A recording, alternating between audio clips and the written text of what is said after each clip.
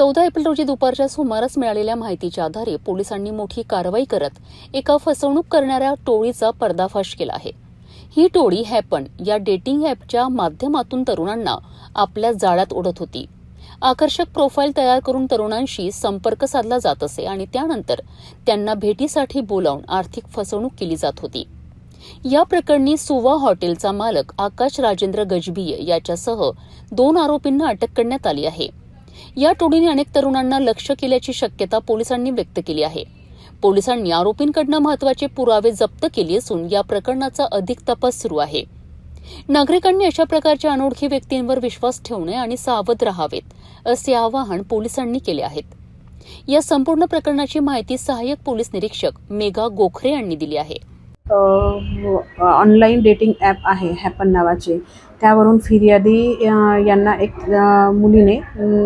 एक मुलीची ओळख झाली आणि ओळख झाल्यामुळे त्यांचे बोलणे सुरू झाले। बोलणे सुरू झाल्यानंतर त्या मुलीने सदर फिर्यादीला भेटण्याकरिता एलआयसी चौक इथे बोलवले। एलआयसी चौक इथे बोलवल्यानंतर त्याला सुवा हॉटेल इथे घेऊन गेली आणि सुवा हॉटेलला तिथल्या स्टाफनी, मॅनेजरनी किंवा मग वेटरनी जे फिर्यादीला मेनू कार्ड दाखवलं त्यानुसार त्याने त्या मुलीने महागडे ड्रिंक्स, विस्की वगैरे ऑर्डर केली।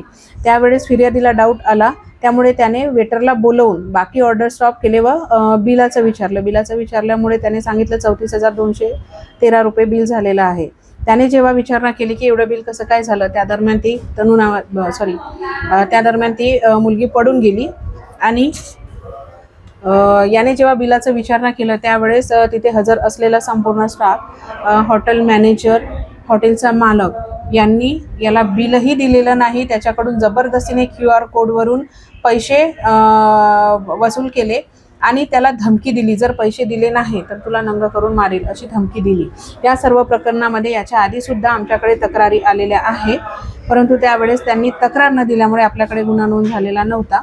याच्यामध्ये सर्वांना अवेअर होणं फार गरजेचं आहे। असे कुठल्याही ऑनलाईन ॲपवरून इतर कुठल्याही व्यक्तीसोबत कुठलीही चॅटिंग करून किंवा कुठल्याही ठिकाणी जाऊन अशा प्रकारचे त्यांच्यासोबत होणारे जे प्रकार आहे ते उघडकीस आणण्यास मदत करणं गरजेचं आहे आणि याबाबतची तात्काळ पोलिसांना माहिती देणे गरजेचं आहे। त्यामध्ये ती मुलगी आणि बार मालक यांची साठगाठ होती, कारण यापूर्वीसुद्धा ज्यांच्यासोबत असे प्रकार घडलेले आहे त्यांना सुद्धा सुवा हॉटेलमध्येच घेऊन गेलेलं आहे आणि त्यांची सुद्धा बिलिंग अमाऊंट जे आहे फार मोठी होती।